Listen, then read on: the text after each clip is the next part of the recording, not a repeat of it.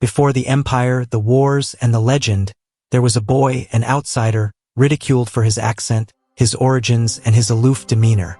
But this boy possessed something extraordinary, a secret weapon that would transform him into one of history's most renowned leaders. Born in 1769 on the island of Corsica, Napoleon grew up in a world where lineage and social status determined a person's worth. Though his family held minor nobility, their rank was far below the aristocracy of mainland France. This, coupled with his strong Corsican accent, made him an easy target for ridicule when he left his island home to attend school in France. Isolated and bullied, Napoleon found refuge not in friends but in pages. Books became his sanctuary. Encouraged by his father, Carlo, who understood the value of education, young Napoleon developed a voracious appetite for reading.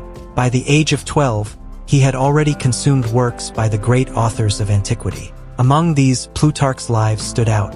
This monumental work, a collection of biographies of historical figures, explored the virtues and vices of men like Alexander the Great and Julius Caesar.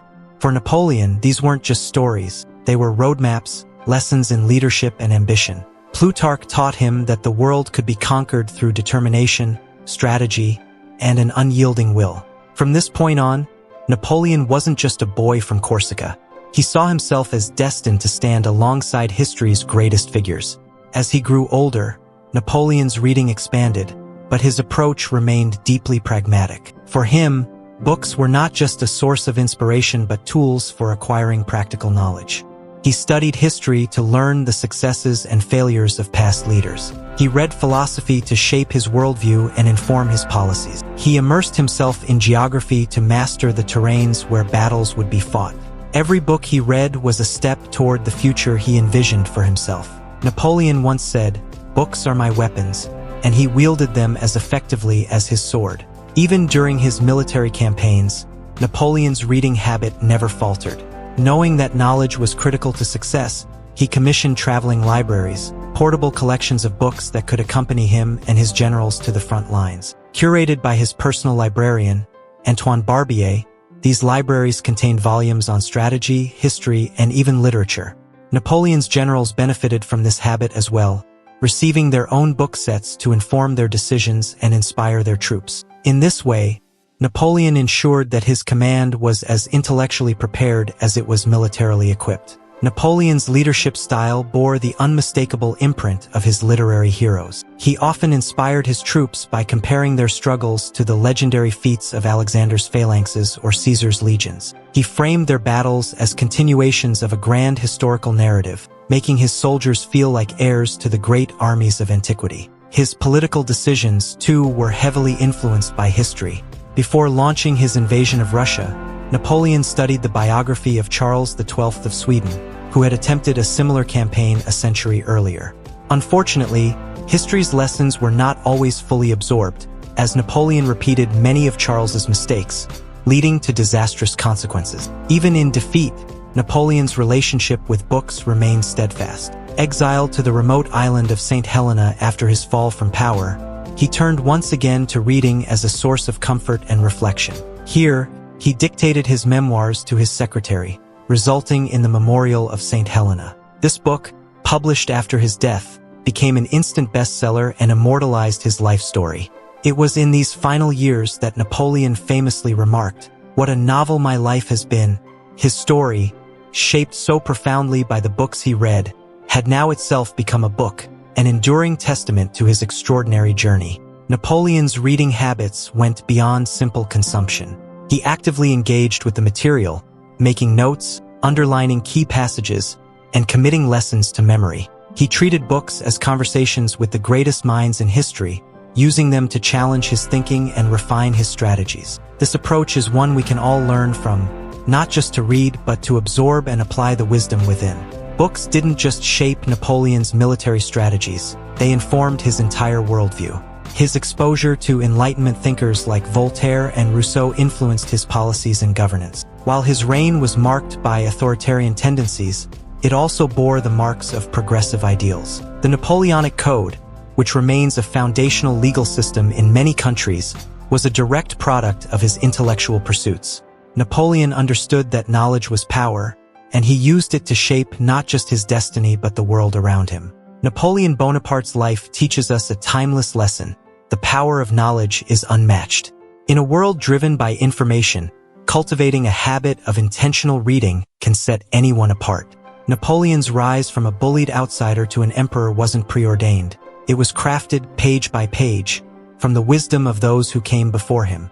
As he once said, "Ability is nothing without opportunity." Reading, as Napoleon discovered, creates those opportunities. So, what story will you write with the lessons you learn? It starts with opening a book. Napoleon's story doesn't end with his military conquests or his political innovations.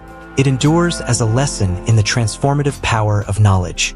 His ability to draw from the wisdom of others, to connect past achievements with his own ambitions, was unparalleled. He believed deeply in the idea that history was not just a series of events but a reservoir of strategies, mistakes, and triumphs waiting to be tapped. Napoleon often emphasized that leaders who ignored the lessons of the past were doomed to repeat its failures, a truth that applied as much to his successes as it did to his eventual downfall. Even the mundane aspects of his leadership reflected his relentless pursuit of understanding. Napoleon's fascination with logistics, often considered the least glamorous aspect of war, was informed by his meticulous study of reports and records. He pored over details about troop supplies, equipment, and resources with the same intensity that others might reserve for novels. To him, mastery of these details was as vital as battlefield tactics, demonstrating that no piece of information was too small to be of consequence. This holistic approach to learning and leadership, where every book, every report, and every conversation could provide a crucial insight, set Napoleon apart. It's a practice that resonates even today, offering a blueprint for those seeking to excel in any field. His life exemplifies how the act of reading, when done with intention and focus, can become a tool for achieving extraordinary things. In his final days, surrounded by books on the barren island of St. Helena, Napoleon reflected on his life and its remarkable trajectory. From a young boy ostracized for his differences to an emperor who shaped the fate of nations, his journey was anything but ordinary. His story reminds us that greatness is rarely innate. It is built, nurtured, and refined through the pursuit of knowledge and the application of its lessons. Napoleon's journey from an outsider on Corsica to an emperor who reshaped the world is a testament to the transformative power of knowledge. His relationship with books wasn't passive. He actively sought out ideas that could elevate his understanding, refine his strategies, and fuel his ambitions. For Napoleon, every page was an opportunity to learn, to grow, and to dream bigger than anyone thought possible. The same potential exists for all of us. Books are not just vessels of information. They are bridges to wisdom, unlocking perspectives that can redefine what we believe is achievable. They challenge us to think critically, to embrace creativity, and to take lessons from history as tools for shaping the future. Napoleon's life shows us that knowledge isn't merely power, it's possibility.